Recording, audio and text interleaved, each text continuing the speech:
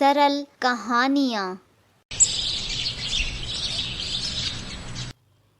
रेनू बहुत ही सिंपल और संस्कारी लड़की थी। शादी के बाद वह अपने ससुराल आती है, जहाँ उसे अपनी ननंद पूनम की कुछ आदतें अच्छी नहीं लगती, क्योंकि रेनू जितनी सिंपल थी उसकी ननंद उतनी ही मॉडर्न थी, जो कि लड़कियों से ज़्यादा लड़कों के साथ रहना पसंद करती थी। एक दिन रेनू हॉल में झाड़ू निकालने के लिए बाहर जा रही थी, तो वो देखती है कि उसकी ननंद शॉर्ट ड्रेस पहने हुए एक लड़के की बाइक से उतरकर उसके गले लग रही है। उसके बाद रेनू ने ये बात अपनी सास को जाकर बताई।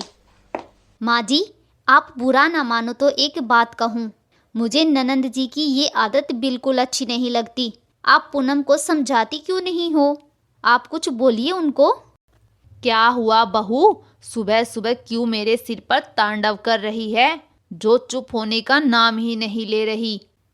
माँ जी, मैंने अभी पूनम को बाहर देखा है। उन्होंने छोटे छोटे कपड़े पहने हुए हैं। कपड़े तो छोड़ो, वो लड़कों के साथ गले लग रही है। अगर पड़ोस के लोग देखेंगे तो क्या सोचेंगे? बहू, आज के जमाने में भी तेरी इतनी छोटी सोच है। तुझे देखकर और तेरी बातों से तो नहीं लगता कि तू आज के जमाने की लड़की है, इसलिए तुझे पूनम पसंद नहीं करती, हमेशा तुझसे चिढ़ती रहती है। माँ जी, आप बात को समझ क्यों नहीं रही हैं? हम मिडिल क्लास के लोग हैं। हमारे यहाँ माहौल उतना अच्छा नहीं है। यहाँ तो लोग छोटी छोटी बातों पर उंगली उठाने लग जाते हैं। ननंद जी की इस तरह बेशर्मी दिखाना अच्छी बात नहीं है माँ जी। रेनू की सारी बातें दरवाजे पर खड़ी पूनम सुन लेती है और उसे बहुत गुस्सा आता है। वो रेनू से कहती है, भाभी, मैंने आपको हॉल में देख लिया था। मुझे पक्का यकीन था कि आप अभी जाकर मेरी माँ के कान भरोगी। ननंद जी, आप समझ नहीं रही हो। मैंने माँ जी को वही बताया है जो मैंने अभी देखा है, और आप लोगों को मेरी बात पसंद आए या ना आए, लेकिन पब्लिक प्लेस में ऐसे बेशर्मी दिखाना मेरी नज़र में तो गलत बात है। भाभी, मैं आज आपको सही मूड में समझा रही हूँ। आप मेरी लाइफ से दूर ही रहें तो आपके लिए ज़्यादा अच्छा होगा। और आप कुछ समय पहले इस घर में आई हैं और मैं शुरू से ही ऐसे रहती हूँ, और इसमें मुझे कुछ बुरा नहीं लगता। इसलिए आप अपने काम से काम रखें। पूनम इतना कहकर वहाँ से चली जाती है। रेनू पूनम के इतना कहने पर भी वो उसे बार बार समझाती रहती है, लेकिन पूनम की हरकतों में कोई सुधार नहीं होता। एक दिन पूनम कुछ लड़कों को लेकर घर आती है और अपनी माँ और भैया से कहती है, ये मेरे दोस्त हैं, कार्तिक और समीर, और भैया ये आपसे कुछ बात करना चाहते हैं। हाँ बोलिए, क्या बात करनी है आप लोगों को? भैया वो क्या है ना, आज मेरा बर्थडे है और हम सभी ये सोच रहे थे कि हम आज शहर से बाहर जाकर कहीं पार्टी करेंगे, तो हमें ये पूछना था, क्या हम पूनम को अपने साथ ले जा सकते हैं? अरे तो इसमें पूछने वाली क्या बात है, आप सभी आपस में दोस्त हो, हमें कोई प्रॉब्लम नहीं है और हम सब बहुत ओपन माइंडेड हैं।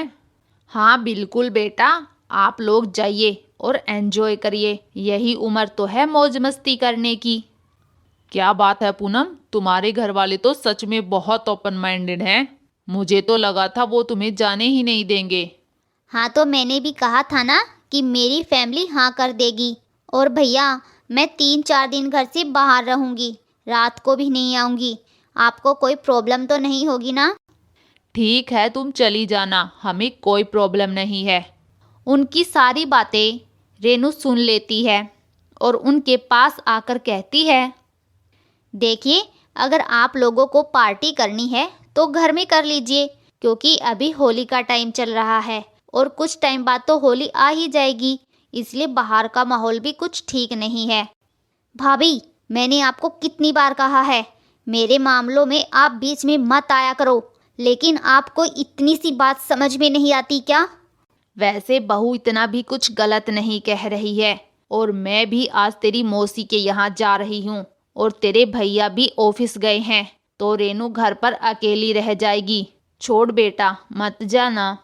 रेनू के कहने पर पूनम का बाहर जाना कैंसल हो जाता है, जिस पर पूनम को बहुत गुस्सा आता है और वह अपनी भाभी को परेशान करने के लिए अपनी माँ और भैया के जाने के बाद और लड़कों को बुला लेती है और अपने दोस्त की बर्थडे पार्टी अपने घर पर ही मनाती है और उनके साथ डांस करती है और बियर पीती है।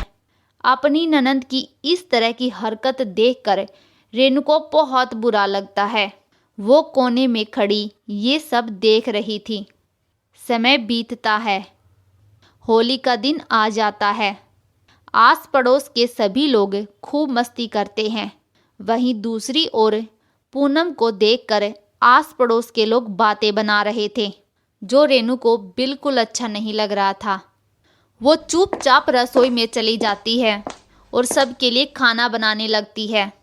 तभी कुछ देर बाद वो देखती है पूनम के कुछ दोस्त उसको बेहोशी की हालत में उसके कमरे में ले जा रहे हैं और पूनम को बेड पर लेटाकर कुछ बातें कर रहे थे।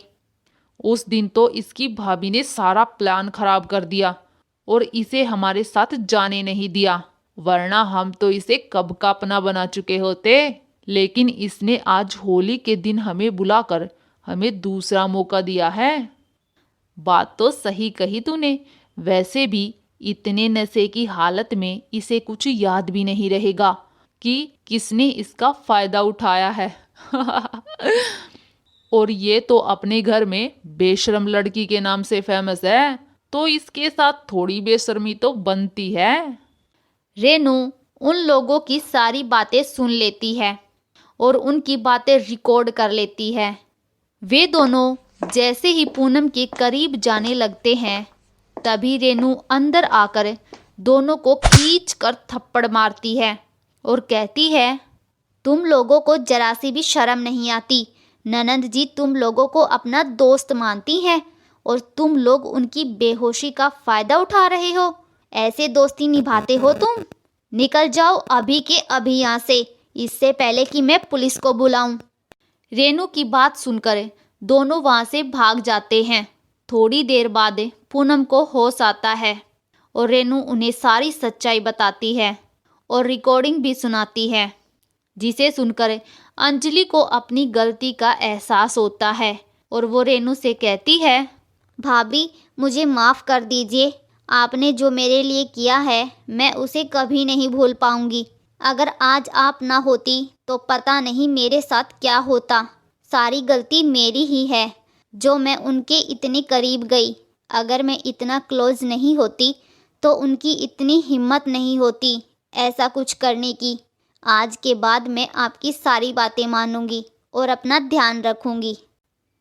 होली में अपने साथ हुए इस हादसे के बाद पूनम अपनी आदतों में सुधार करती है और अपने लाइफस्टाइल को अपने माहौल के अकॉर्डिंग ढालना शुरू कर देती है।